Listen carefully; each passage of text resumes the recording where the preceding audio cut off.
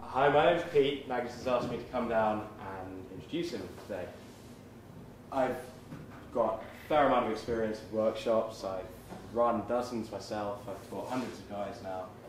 I've taught with Style in Las Vegas. I've been sat next to Mystery on various intercontinental flights, which is probably less fun than you imagine. I've attended a lot of workshops as well as having run a fair number. Which brings me to why am I here? I'm here as an endorsement to Magnus. I've known Magnus since I got into the community. He was one of my very first wings when I did get into the community. So we've gone out sergeing a lot, we've gone through a lot together, and we've both seen each other improve over time. Magnus is a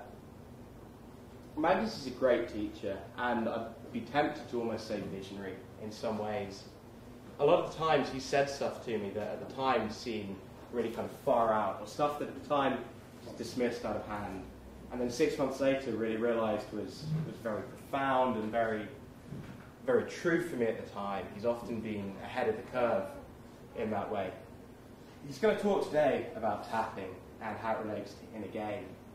Somebody once said to me that the inner game is about being an attractive person, and the outer game is about trying to demonstrate that quickly. I think often a lot of the characteristics that we tend to think of as being attractive tend to be almost a lack of negative characteristics.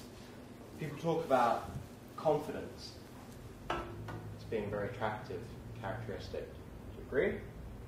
Well, what other characteristics can we think of that are attractive in people? Sense of humor. Sense of humor. Good energy. Good energy. A lot of these traits come from not being hung up, not in your head.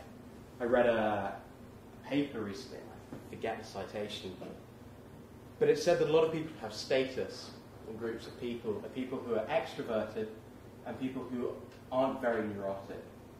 And a lot of the times, people who come across as unattractive, people who come across as, people tend to use the word confidence a lot to signal attractiveness. People who have hang-ups about certain things, people who have negative emotions associated with certain things. And as far as I can tell, and as far as it's worked for me, tapping is very good at helping you get over these things. So, Magnus.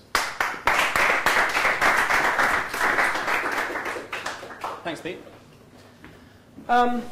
So yeah, well, a little bit about me, although Pete's said quite a lot there. Thanks. Yeah, I mean, I found the community 5 years ago, and since then, it's been a struggle. And like, what I really like, the duty that I see that the more experienced members of the community have to the newer guys is to help them get on their path a lot quicker. So that's what it's about. If I could really save you some time by sharing my experience, then that's my aim. Why did I find the community? I wasn't getting laid, obviously. Since school, I had this repeating pattern where the girls that I would like weren't interested in me. I'm sure you can all relate to that. So it was like there was the occasional girl that I get together with, but it was never the girl that I was really interested in. And that kind of left me, particularly when I went to university, with the feeling that I was somehow behind and wanted to catch up, and that just all sorts of inadequacy associated with girls not being interested in me and just not feeling very attractive in myself. So when I did get a girl at university, a really, really great girlfriend, I kind of felt like, well, this is it. She's the one, she's the only girl that's ever going to understand me properly. And so when we broke up, I was gutted. It was the end of the world. And it was around that time, like maybe a year or so after that, that I found the community. And I went into it feeling like before I wanted another serious relationship, I wanted to play the field a bit more. And like to make the feeling of inadequacy around women go away, I set myself a goal of sleeping with, or at least feeling like I'd slept with 100 women before I got with another serious girlfriend. And from what I was hearing about the community, that was actually possible. Like I could actually change myself in that way and become that sort of guy. And so So there was various milestones, like getting together with the Bristol Lair guys, and we were just going out every, like 3 or 4 nights a week, every week, for a long period of time. And that's definitely one way to get good. And I lived in Vienna for 10 weeks with a couple of other PUAs, and again, going out almost every night for 10 weeks. And that definitely helped my game. As did taking RSD workshop for a weekend, that was amazing. But the thing that really has made the difference to my inner game, and after making a difference to my inner game, to my outer game as well, was tapping. So that's what I want to talk about tonight. And the real thing that's given me is that it's taken away that feeling that I had to like make up for the past and catch up with everyone else. So it was I don't know, it was maybe a year ago that I just started to realize that, you know, I'd had some success, but I started to realize that no matter how many girls I slept with, that feeling wasn't going to go away. Like, I wouldn't start to feel good about myself just from sleeping with girls. You know, it was something that was going to come from inside. And so I started applying tapping to these feelings and started to let go of them, because that's what tapping does. It just releases negative feelings. It's just, it literally, you find the feeling, and it's like it goes inside your mind, and it hits right-click, delete, and that feeling is gone forever. It can never affect you again. And it was affecting me, because girls can really pick up on this sort of stuff. When you're talking to a girl, if there's any whiff of desperation, it's going to turn her off. It was really only tapping that got rid of that feeling. I'm sure there's plenty of other ways I could have done it, but tapping was the one that worked for me. What I was sure about, particularly after tapping that feeling away, was that I could have slept with 1,000 women and I would still feel exactly the same way about myself. Like, it really wasn't that I had to sleep with 100 women to feel that way about myself. So, yeah, that's really what I want to share with you today. And what I'm going to be sharing with you is my map. Okay? It's not the map, it's not the territory, so the NLP phrase that the map is not the territory. You know, it's my best description that I have right now of the way a mind works and the way you can improve your inner game, particularly with tapping. And I would encourage you to expose yourself to as many other maps as possible. David D'Angelo is great, Tony Robbins, whatever you come across, basically. Whatever comes into your path is probably what you're supposed to be looking at. And it's like, the other day I travelled to see my friend at Clapham Junction. And so to do that, I had to walk to the tube station. I got on the tube. I took an overground train and then took a bus to my friend's house. So that's potentially 4 different maps I could have used to get from where I was to where I wanted to be. So you should look at it like that. Tapping is just one way to get you a particular leg on your journey. And it's, you know, for me, it's the thing that has really, like, taken me the furthest, really, further than anything else, further than any boot camps, further than any number of sets that I'd run, which is probably in the thousands by now, and particularly, like, you know, far further than sleeping with any girls would have taken me. So the important thing to realise about these maps is that they all describe the same thing. You know, the map is not the territory, but there is a territory, right? There is, you know, there's certain functions of your brain, there's certain chemical processes, there's, you know, certain different parts of your brain, and, you know, pretty much everyone's brains are the same, like physically and chemically. You know, it's the same functions that are at work there. And what differs is the different ways that different people have of explaining them and the different tools that they have for working with those things. But at the end of the day, it's just different ways of looking at the same thing. So it's quite important to realise that. A lot of what I teach is something I call emotional literacy. And that's just the understanding that we make decisions emotionally. Like, no matter how logical or rational you think your thinking is, pretty much, and this is one of the ways that the brain is so fast, is that a lot of our thinking is done emotionally. Okay? And then it's only later we make the snap decision emotionally, and it's only later that we backwards rationalise it and work out why we did that and put the logic to it. And you see that all the time in girls. I mean, that's very much what chick logic is about. And I think men are just as emotional. It's just they prefer to sit with the logical explanation of why they did a particular thing. So I want you to get involved here. The best way to understand this is to experience it. So I want you to think of a situation, and probably like the most popular thing for community guys to start working with is approach anxiety. So think of a situation where you might want to talk to some girls. Maybe it was a recent situation, or maybe it's later tonight or next week, whenever you next go out. And just think about how you feel doing that. So really put yourself there. Imagine, choose a particular bar. If it's in the past, choose, think of a specific time. And imagine that you're there right now and looking at the girls that you want to talk to, and see if you can detect a particular feeling that arises in your body. And just really look for that now. And see if you can. So it's these steps. See what feeling is there. And is there a particular emotion that you associate with that? Is it fear or anxiety or whatever feeling? And look at where do you feel it in your body. And just in your head, just give it a number from 1 to 10 for how intense that feeling is. And just focus on it. And now think, what does it remind you of? And maybe you can think of a time that you felt it before, maybe like a couple of weeks before. And if you can go back even further, maybe there's a few times that you've felt it, and then see if you can find the first time that you felt that feeling. And it could be, like, normally it's around the ages of somewhere between like 6 and 16, depending on what the feeling is. And yeah, so find the earliest memory. So what I'd like to do now is get a volunteer up here. Who here doesn't mind being on camera? Do any of you guys, would you feel comfortable sharing that? Yeah? Great, come on up. The Mighty Phoenix? Cheers. Yeah, have a seat if you want. Yeah.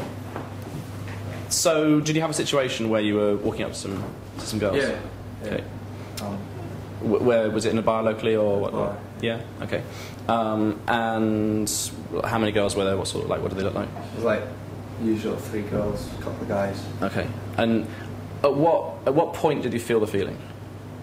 When I saw the target. Okay. So it's when you saw her to start off with. Yeah.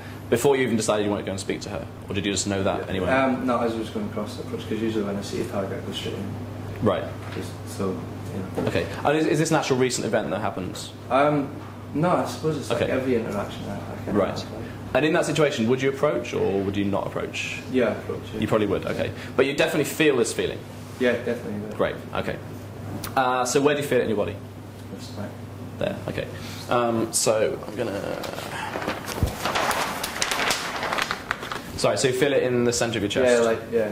Great. So where is chest? And what sort of a feeling is it? Like, if there's an emotion there, what emotion would it be? It's like nausea. Kind of. Nausea. Great. Yeah. Nausea in your chest. Yeah. Okay. Interesting. Yeah. Nausea. And can you give it an intensity from 1 to 10? 6. 6. Okay. And if you think back, were you able to find a memory when you first felt that? How old were you roughly? 7. 7 years old. Great. Okay. And just what's happening? Yeah, it was a girl like 7 kind of went out with when I was little. What was her name? Katrina, I think it was. And it was kind of the first girl I really felt something for. The first girl. Right. Yeah. Really, Okay. Yeah. And is there a particular time that you felt it with her? Yeah. Or? I remember feeling it in the playground, at school. Great. So in the playground with Katrina. And if you go back to the bar that you imagined in the first place, are there any other feelings there, like kind of underneath that feeling in your chest? I suppose a bit scared. A bit scared. There's a couple of guys there, and it's just I always get a bit. And is that the same as that feeling, or is it a different feeling? That's different. Where do you feel that? That's more like in my head. In your head. Yeah. Great. So we've got a scared feeling in your head. And how strong is that from 1 to 10? That's like 8. That's an 8. Okay, interesting. And can you think of a time you felt that feeling before? Probably if a friend gets like in a fight or something, because I'm always really conscious of like, if a guy's there that he's gonna. Right. Because I do like cocky funny, so I get that thing where I feel offended again. Is there a particular memory that jumps out when you felt that feeling? Not really. Probably a time, a recent time. A recent one. Okay. Yeah. And you definitely felt it that day. Yeah. Can you think of a time earlier that you felt it at all? It's not essential, but if it jumps out. No, not really. No. Okay, that's cool. And apart from the scared feeling and the nauseous feeling, any other feelings in the bar that jump out? I suppose excitement, like. Excitement. Okay, yeah, great. But that's a good excitement. Yeah. Yeah. So in fact, if it was just that feeling there, it'd be easier to approach even. Yeah, definitely. And any other negative feelings that jump out? Not really, no. Okay, great. So can everyone else relate to that? Like, that's kind of making sense, you know. Was anyone having particular difficulty finding the feelings? No? Great. Sometimes people do, in which case it just takes a bit more effort and make sure to get relaxed. One comment that I get when people look at my videos is that they feel that they can't feel the feeling. Maybe they can kind of imagine it, and that's actually good enough. But I think just because tapping is quite often a subtle effect, and quite often like people see it as quite new age, people will kind of get stuck at that point and try and dismiss it. But as I hope you'll see, it works on basically everyone who has a brain and a nervous system. Did anyone not find a memory? Did you all find a memory? Good. If anyone wants to go back to that first memory, so yeah, go back to Katrina in the playground, and this is how we do tapping. It's called the karate chop point, like on the side of on the side of your hand where you would karate chop something, and just start tapping there, and just repeat after me. So it's a nauseous feeling in your chest. So even though I feel nausea in my chest, I deeply and completely accept myself. And even though I feel nausea in my chest, I deeply and completely accept myself. So and now tap on the side of the thumb. Nausea in my chest. Nausea in my chest. Nausea in my chest. So keep working through the fingers. And that's great. And now on the collarbone, nausea in my chest. On the chin, nausea in my chest. Under the nose, nausea in my chest. Nausea in my chest. Nausea in my chest. A little bit lower, that's right. And just there, nausea in my chest. Okay, and relax. So that might look a bit strange, particularly if you don't understand it. The first bit is really giving your body and your mind a frame of reference for like what the good feeling is and what a bad feeling is. So you've got that even though I have this nausea in my chest, so even though there's this bad feeling, I deeply and completely accept myself. So it's like these two contrasting feelings, because sometimes what we're doing is activating the natural healing process. It's a basic mechanism that's in your mind, and so sometimes it needs a frame of reference. Sometimes it gets confused and kind of thinks that that the bad feeling is kind of the way things really should be. So that's the first bit, and then every feeling it's stored in your nervous system. Okay, so there's these. I'll show you this pen. Each of these points is the end point to a meridian, which is the Chinese name for, or the Chinese medicine name for the nerve channels that run through your body. And this pen actually detects these. It's an electro-acupuncture pen, and it's just measuring electrical resistance. Okay, and I find it quite useful for convincing skeptics who, there's a study on the internet where you can find that it doesn't. They did a study to find that it doesn't matter which points you use, and I mean that's kind of their experience. But in my experience, it really does matter which point you use. It only works if you use the right points. But you can hear that beeping. And as I run it just along there, when it gets to the point, it clearly beeps differently, right? And you can also detect the points with magnetic resonance, but that's just measuring the electrical resistance. So now we're going to do a very quick exercise to wake up your brain and just make sure every area of your brain is activated. So find this point on the back of your hand between the little finger and the ring finger, and just keep tapping there. And just keep your head still. Follow my finger down there, all the way over, and all the way back. And now just hum for me, just and count 1, 2, 3, 4, 5. And just hum again, and relax. And so that's, you know, your NLP eye accessing cues, like if you look down to remember a feeling, or you look up to remember what something looked like. The counting activates your logical left brain, the humming activates your emotional right brain. That's the theory anyway. So, can you still find that feeling in your chest? Great. And now, just tap on the thumb. So even though I have this feeling, and the next finger, this feeling, middle finger, this feeling, and the little finger, this feeling, and the collarbone, this feeling, and the chin, this feeling, under the nose, this feeling, corner of the eye, this feeling, and other corner of the eye, and underneath. Great. And is it still a 6? Like, can you still find it? It's a lot less. It's a lot less, but it is still there. Yeah, I can still feel that. Is it in the same place precisely? When I think about it, then it's kind of lower down. It's like, Okay, it's definitely lower down. So it's actually moved. So that's it's really. I mean, so the feeling's still there. So it's really important. Like the subtle difference is that it's moved. And out of 10, what is it now? 4. A 4. Great. And has the emotional quality of it changed? Yeah. Yeah. It's weird. It's kind of because the other feelings are more powerful than the other one, than that one. Right. I originally had. Okay. Has anyone else noticed a change there? Yeah. Good. So now focus on that feeling. And so what sort of feeling is it now? Just like a strange feeling in my stomach. Okay, great. So even though I have a strange feeling in my stomach, I deeply and completely accept myself. Even though I have a strange feeling in my stomach, I deeply and completely accept myself. Strange feeling. Strange feeling. Strange feeling. Strange feeling. Strange feeling. Strange feeling. Strange feeling. Strange feeling. Strange feeling. Strange feeling.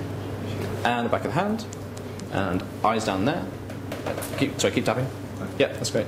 And just eyes down there, all the way over, all the way back. And hum. 5, 4, 3, 2, 1. And now strange feeling. Strange feeling. Strange feeling. Strange feeling. Strange feeling. Strange feeling. Strange feeling. Strange feeling. Strange feeling. Strange feeling. So yeah, the bit I didn't explain there is that when you find these points and you tap them, it's like the feeling is kind of stuck energy, and I mean nervous energy, stuck in your nervous system. So you tap the point and it kind of sends a shockwave through the nervous system and clears it out. So is that strange feeling in your stomach still there? Not at all. Is there like, if you think about the memory of being in the playground with Katrina, what feeling is there now? Has the quality of the memory kind of changed? Yeah, it's kind of hard to. I feel like I'm trying to think about it, and I'm trying to think about a feeling, but I can't feel the feeling. Great. Okay. And now, if you go, you didn't have a particular memory for the scared feeling. No. If you go to the memory in the bar, the situation in the bar, is that feeling still there? I suppose because it's like she's not that important anymore. I don't know, it's weird. It's like she doesn't make me feel that way anymore. So if the guys are aggressive, then it doesn't matter if I'm. That's interesting. If I lose her, like if they turn around and be like that, then I don't get her. Then it's no big deal. It's like okay, great. Yeah, so the feelings are all connected, and you can just work on the feelings kind of in the future, like the visualization. That's a very powerful way to use it. But I always find that to go back to the memory, it's very just helpful for kind of understanding what particular memory, what experiences from your life are affecting you at each moment. It's kind of interesting. Yeah, that's great. I think we're done with you. Yeah. Thanks a lot. Okay, cheers. That's perfect. Did anyone else notice anything happening there? I mean, it's definitely a subtle effect, and it's it's very important to like carefully look at exactly like what's going on in your body. And like tonight, like just for the purpose of that exercise, I really wanted you to just see that, you know, that it does something, and it's quite a new experience sometimes, because when you think of the memory, you don't really like, you know, you don't really expect that memory can ever change. You know, the way it makes you feel is always thinking about it. You expect it's always going to make you feel like that, and it's literally the case that there's two components to the memory. Okay. There's the pictures, the sounds, like who's there, the factual side of the memory, like where you are, you know, what people said and what was happening. And that will never change. Obviously, you can't change the past. But what you can change is the emotional component.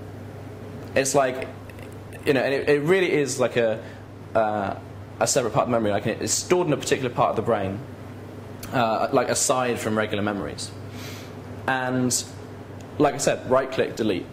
Tapping, you go into the memory, you find the feeling, and just let go of it. And what's happening there is it's part of the body's survival mechanism. Okay, it's designed to protect you. So when you know, your memory is always recording situations and the feelings that you're feeling at the time.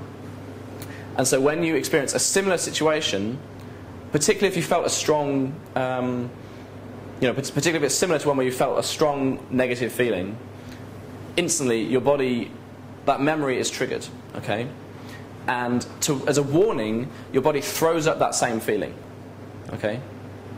It's like, you know, so yeah, it's an ancient survival mechanism. If it was, you know, it's basically designed for dealing with things like bears or fire or, you know, plants that you shouldn't eat.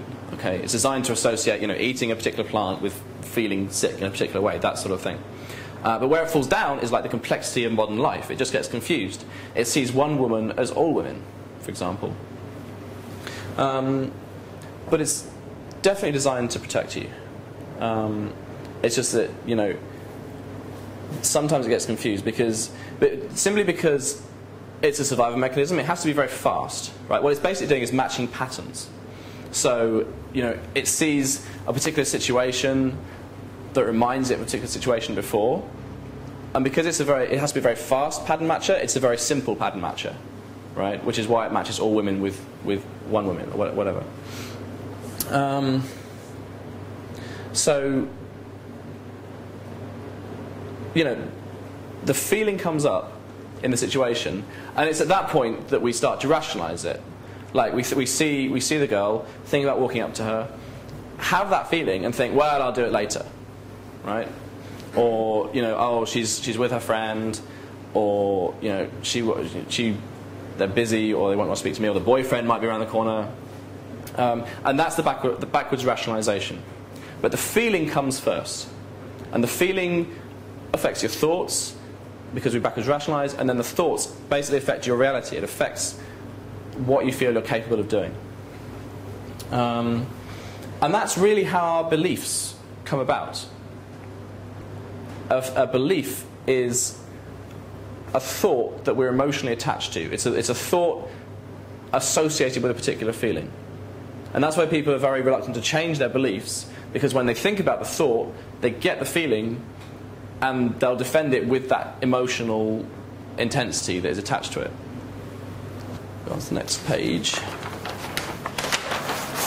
So you can really apply this to any goal.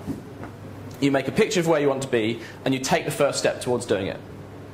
Okay? But at any stage in that, different things can stop you from different particular feelings and thoughts, beliefs will stop you. Okay? And one way that happens is that, or the main way that happens when you think about taking the first step, there's a feeling that stops you. Right? So you know what you're supposed to do. Like, you know how to build attraction, you know how to walk up to girls, you know how to start conversations. It's just you feel like you can't do it. Right? I'm not saying that, you know, learning routines and things doesn't help. It certainly does. And that's just about learning a skill. But there's no point in learning that skill if you can't physically do it.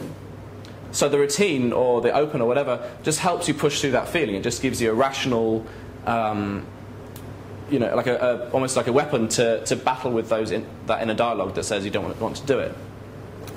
But even so, you'll still feel the feeling. You have to push through the feeling because you're conflicting with your own beliefs, right? So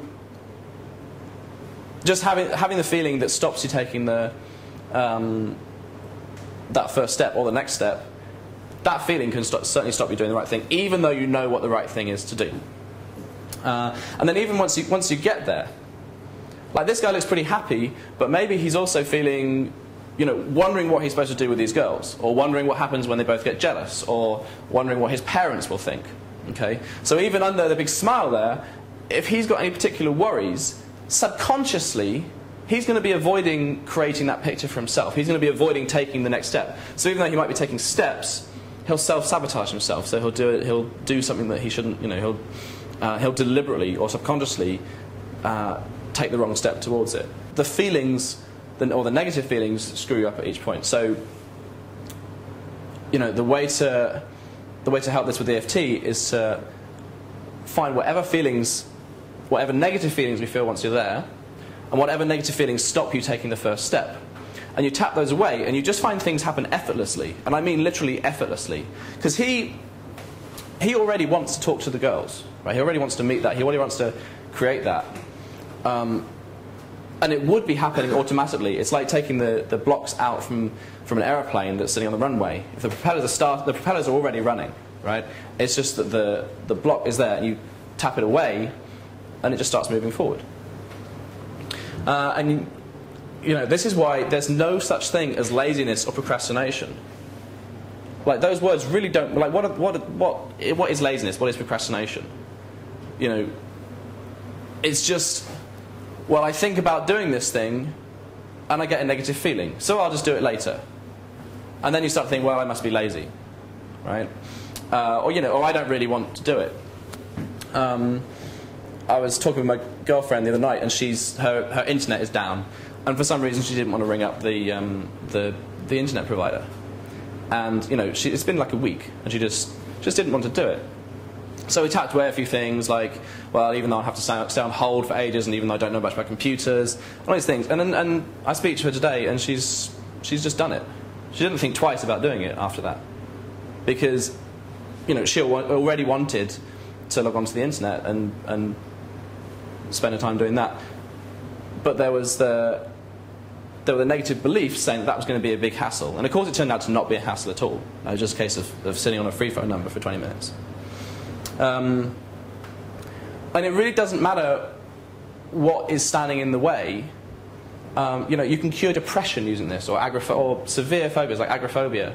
If your goal is to jump out of bed in the morning, well, what stops you doing that? Well, I feel depressed. And it might take a while. It might take quite a lot of persistence because it's a very subtle effect. And, you know, it could be 100 rounds of EFT. But after tapping away all the feelings that make up being depressed or being agoraphobic or whatever, it'll suddenly not seem like such a big idea, a big deal. Like, I used to have tremendous difficulty getting out of bed in the morning, and I used to procrastinate going to sleep. Things like doing my taxes, that was quite a popular one. And you tap away the feelings, and suddenly they just become automatic. You know, and I mean, it's, you know, it certainly helps. Like, now I have something that I passionately believe in, some like work that I want to do, that gets me out of bed in the morning. But, you know, even if I had that, it would still be a hassle. It would still feel like a big deal if when I woke up I just felt like all the, you know, it's nice being in bed, or, you know, like feelings like, oh, it's cold outside, that sort of thing. And like I say, it is a subtle effect, and this is why people give up, because it doesn't look like anything's happening, right? So, you know, so if all these feelings become layered, then you tap one away and it doesn't look like anything's changed, right? But EFT literally is like flicking a switch. It always works, okay? But if you were flicking off you know, if there was a city full of lights and you switched off one, you wouldn't notice, you know. But if you did a lot and switched off a whole street full of lights, then you'd probably notice that. And so, you know, a city is probably an exaggeration. It's more like a small town, okay? I've probably done maybe 10,000 rounds of EFT, and I really find it hard to find something to tap now. Which isn't to say I don't ever get approach anxiety, but rather than being like a feeling of a 9 out of 10, it's like a 1 out of 10. And if I really want to, you know, most of the time if I see a girl in a bar that I want to speak to, it's automatic. I just start talking to her. I don't think about it now. So yeah, the other thing that people in the community often want to work on is state control. You know, I go out and I just feel like everyone's looking at me, I feel like I've got to approach girls, all these negative feelings. And it's like, they kind of become your vibe. You know, you've got all these different thoughts floating around your head. Some positive, some negative. Okay, but not only are they affecting your actions, it's almost like you're broadcasting them, right? Particularly, women are very good at picking up on how you're feeling, and with each of these negative beliefs, there's a feeling attached. So the feeling that you feel, you know, all these different thoughts floating around, that's your vibe. And so, you know, any negative thought you have, it's almost like that kind of sucks energy. And I'm now talking about kind of social energy. I don't really believe in energy, like in like the kind of chi kind of, you know, hand wavy, like Reiki kind of energy. But you know, the nervous energy that is, you know, it's like that is running through your nervous system. Like there's clearly something there. Like it's electrical, right? And so the New Age guys don't get hung up on the language that they use, right? They talk about, you know, energy and meridians and chakras. You know, that's just their way of describing certain like aspects or functions or properties that they have explored about the human body. Okay, it's just the language that they're using. But I'm talking about like kind of social energy. You know, if you're thinking positive thoughts, you're going around giving energy, right? You know, you're being confident and funny because it doesn't occur to you to be any other way. But if you're thinking negative thoughts like, oh, I can't possibly approach them, all these guys are going to think, you know, I'm not as cool as them, then, you know, you're going to feel negative feelings. And that's you know, you've heard the phrase energy vampires, okay? So that's really sucking energy. And those feelings, like, they want to be reassured. You know, they need energy from the other person to kind of to negate that feeling, right? Which is it's not hot, basically. Whereas going out with a positive frame of mind, you know, and really genuinely feeling it and really having it go all the way down, so that even if you decide, well, you can't just decide to be in a good mood if underneath you've got all these negative beliefs that are basically stopping you from being in a good mood. So that is your vibe, and state control is like all about that.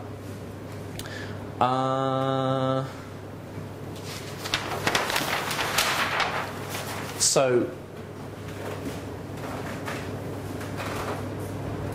like I said, the feelings get attached to thoughts and they become your beliefs.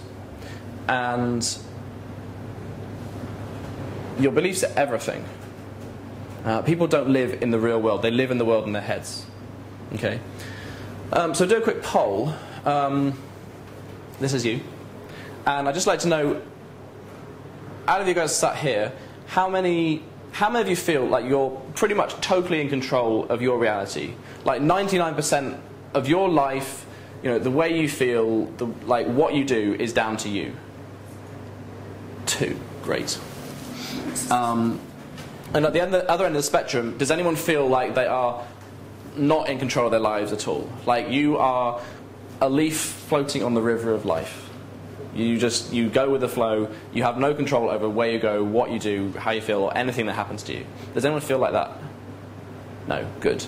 Does anyone, so if the other options were like 50% and 75% or 25%, does anyone feel like 50-50, like kind of mostly in, like, or not even mostly in control, but just, yeah, okay, so only one.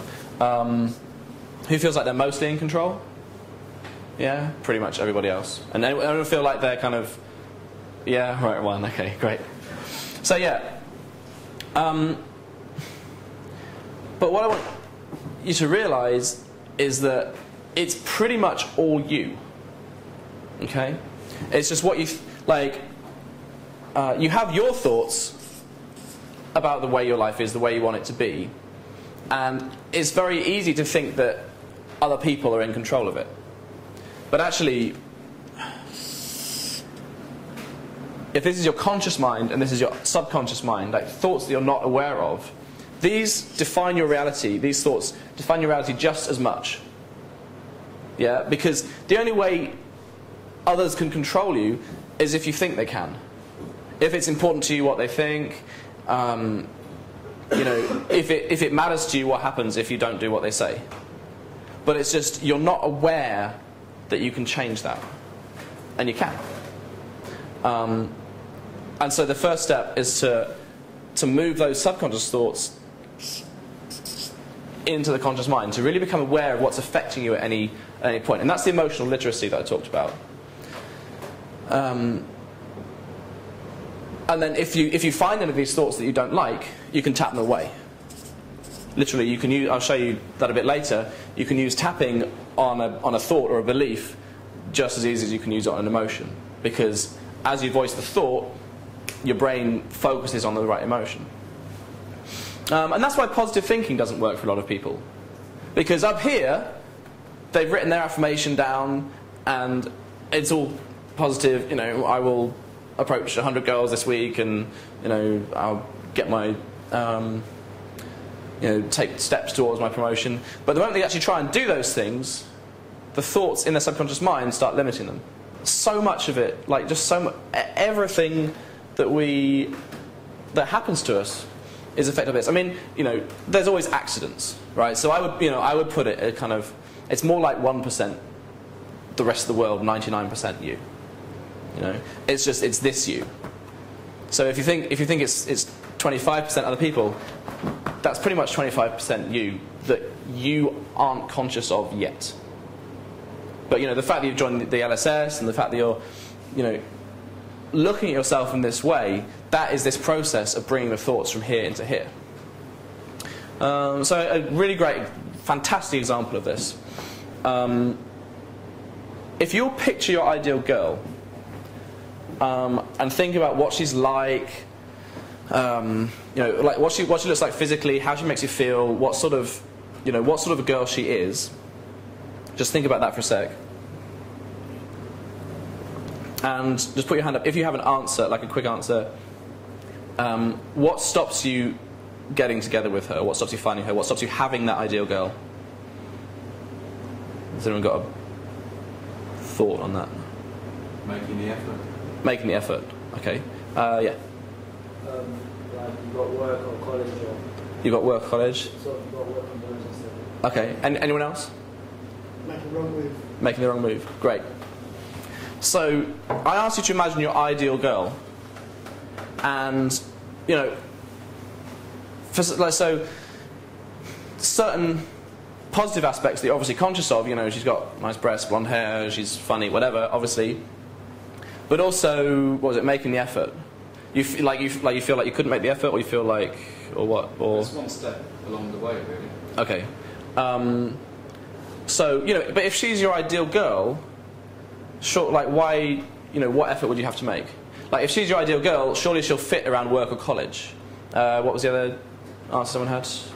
Make the wrong move. Make the wrong move. If she's your ideal girl, she will forgive that wrong move. You know.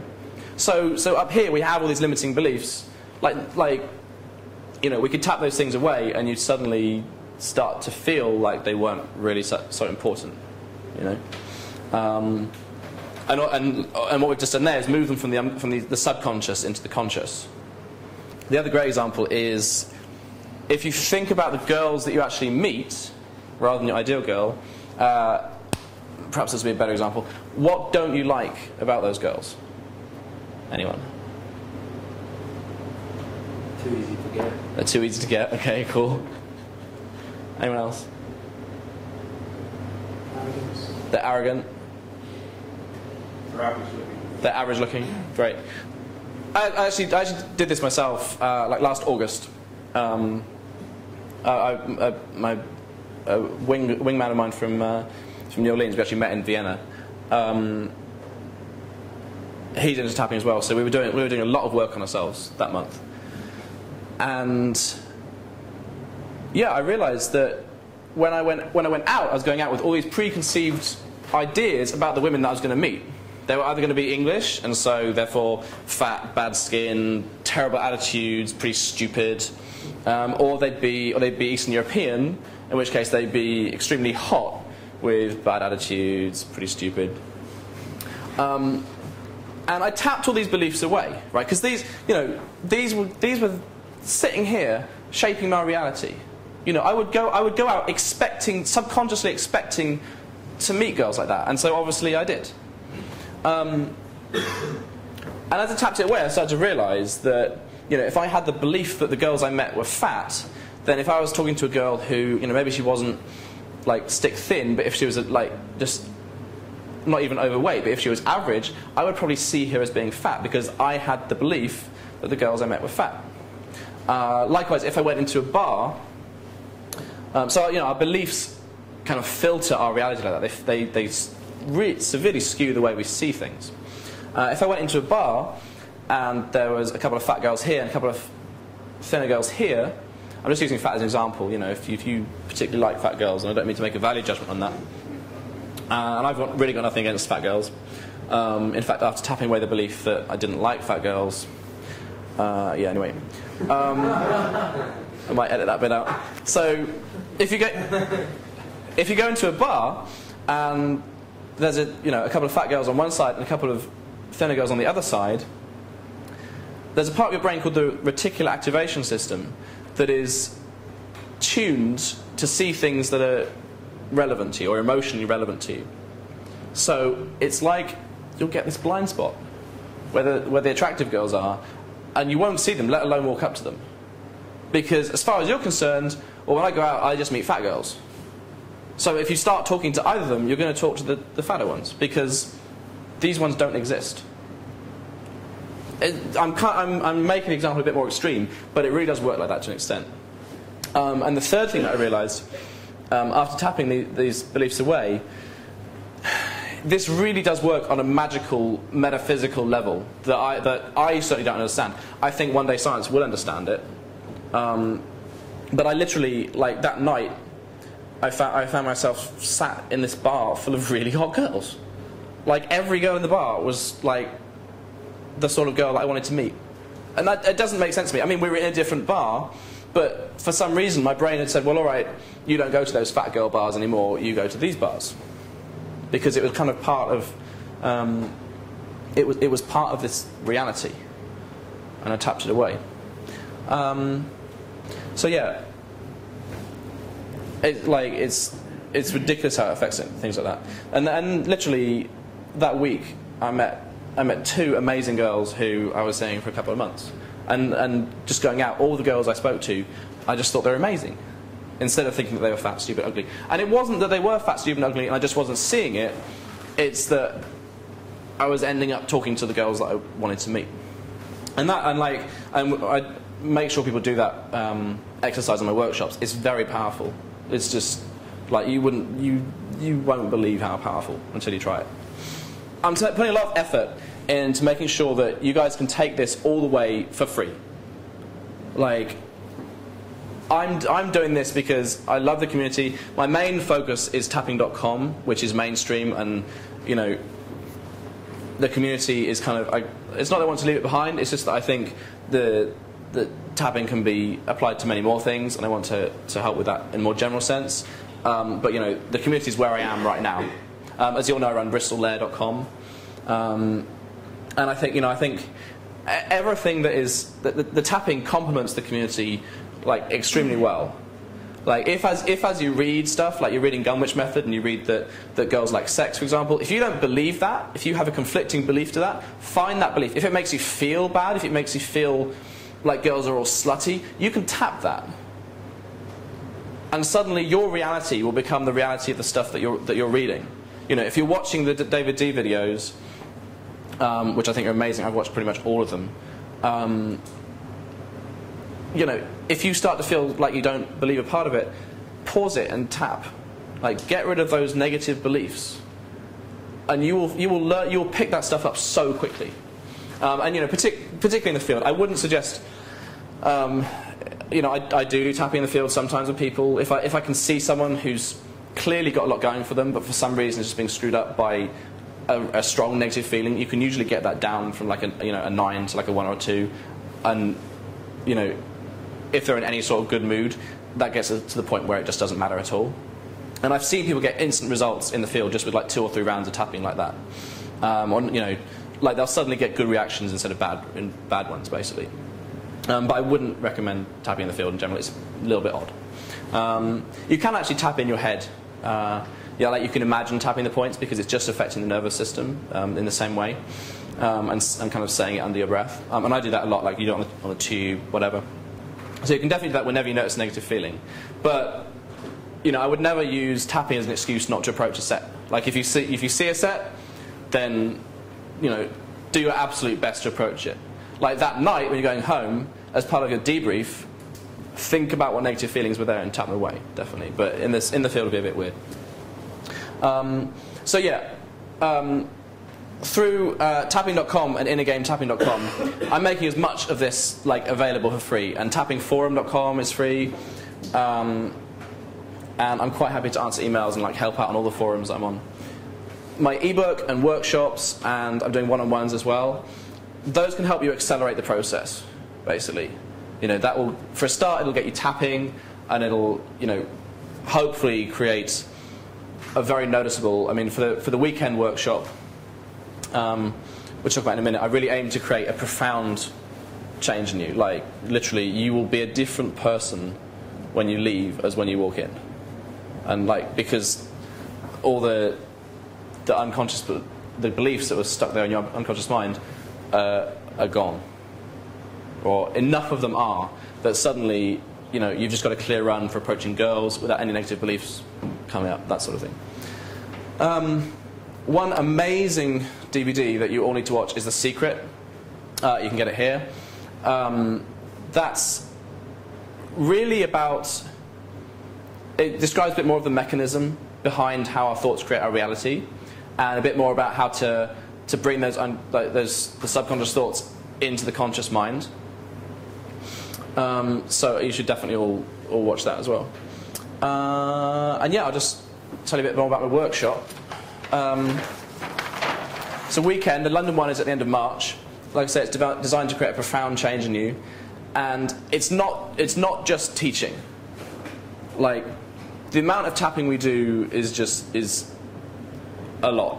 Like we basically spend we're either tapping or we're wasting time, basically. I really literally keep the seminar to a minimum.